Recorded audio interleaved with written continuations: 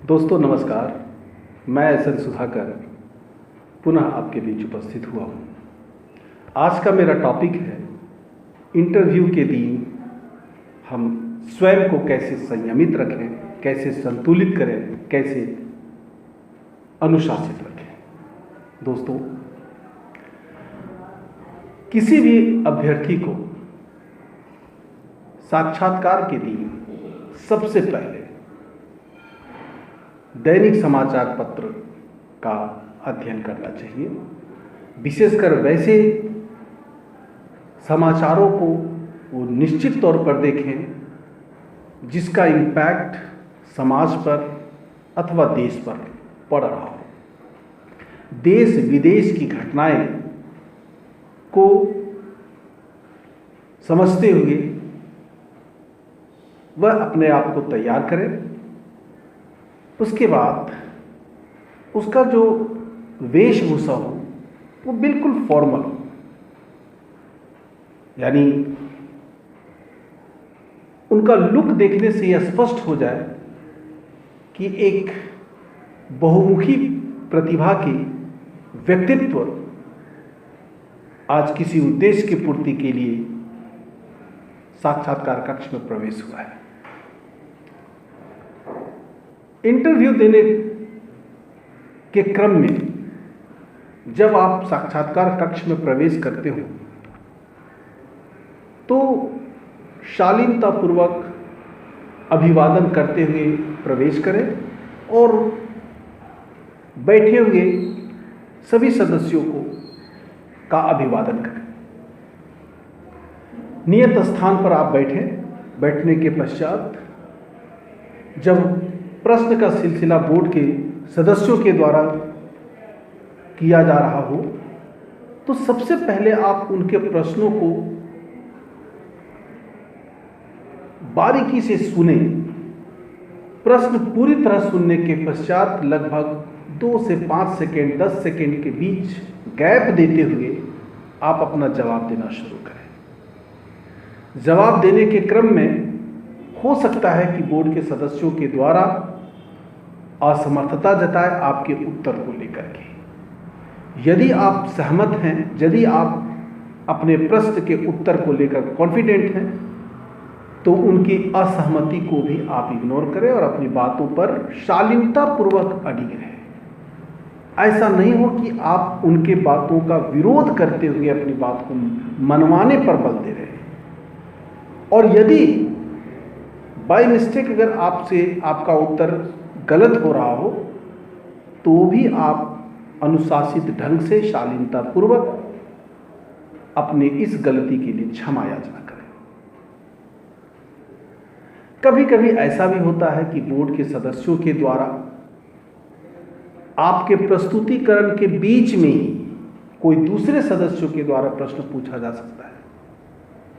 इस स्थिति में आपको चाहिए कि सबसे पहले जिन सदस्य का जवाब आप दे रहे हों उनके जवाब को पूरी करें।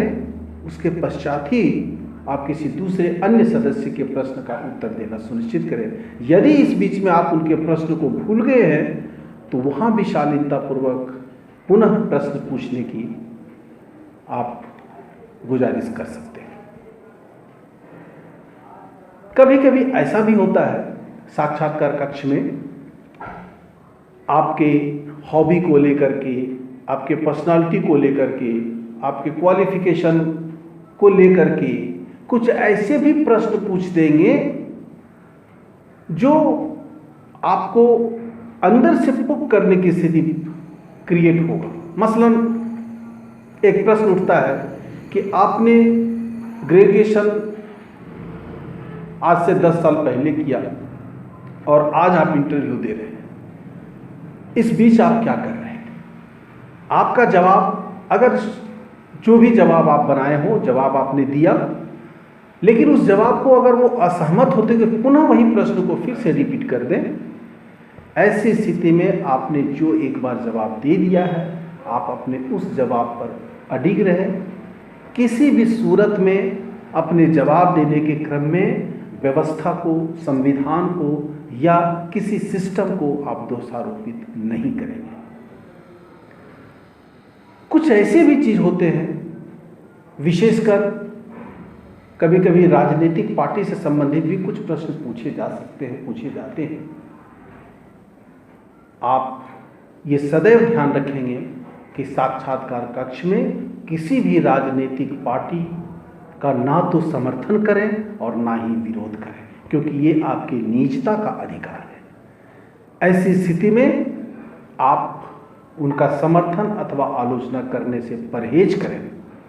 और अगर संविधान में वर्णित किसी प्रावधान को लेकर के अगर डिबेट चल रहा हो तो सबसे पहले आपको ध्यान रखना है, डिबेट से अपने आप को बचाएं और संविधान के किसी भी प्रावधानों की आलोचना करने से आप बचें।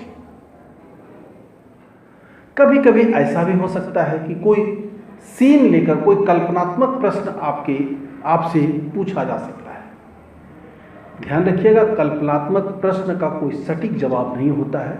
आपके मन में जो जवाब आता हो आप प्रयास करें कि वही जवाब दें जिस जवाब के औचित्य को आप पुनः सिद्ध कर सकें। ऐसा भी प्रश्न पूछा जा सकता है।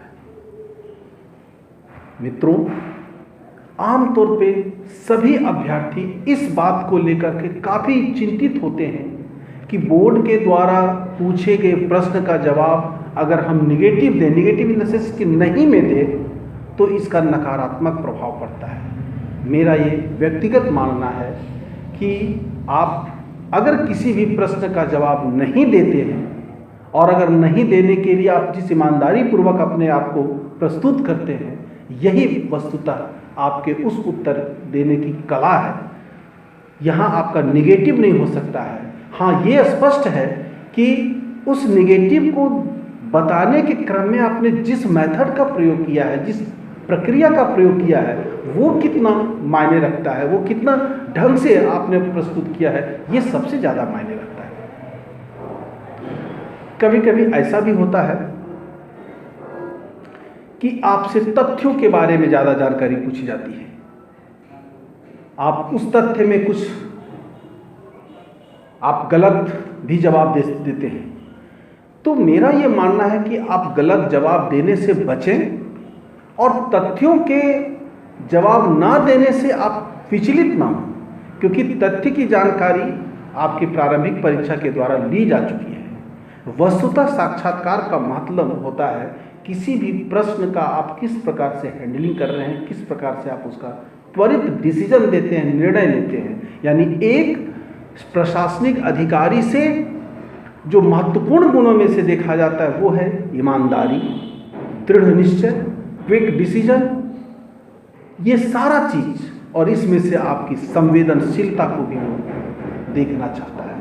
वस्तुतः एक प्रशासक के लिए ये होना आवश्यक है। दोस्तों, मैं सिर्फ आज आपको ये बताने का प्रयास कर रहा था कि साक्षात्कार के दिन आप अपने आप को कैसे प्रस्तुत करें।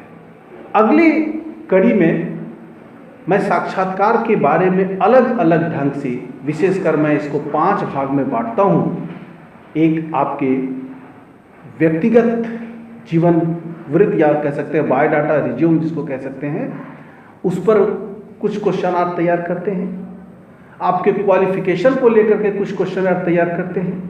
आपने ग्रेजुएशन में सब्जेक्ट का जो आपने चयन किया था और मुख्य परीक्षा में यदि कोई डिफर सब्जेक्ट का चयन किया तो इस पर भी मैं एक क्वेश्चन आर्ट तैयार करता हूँ। और साथ ही साथ नेशनल इंटरनेशनल की कुछ घटनाएं को आधार बनाते हुए वर्तमान समय में उसका क्या रिलेवेंसी है, उसका क्या औचित्य है, उसका क्या इम्पैक्ट पड़ सकता है, इस पर आधार बनाते हुए हम कुछ प्रश्नों को हम लोग देखते हैं। तो अगले वीडियो में अगले बार हम आपके बीच प्रस्तुत होऊंगा कि इंटरव्यू में कैसे या किस प्रकार का प्रश्न आपके बायोडाटा से पूछा जाएगा, किस प्रकार का प्रश्न आपके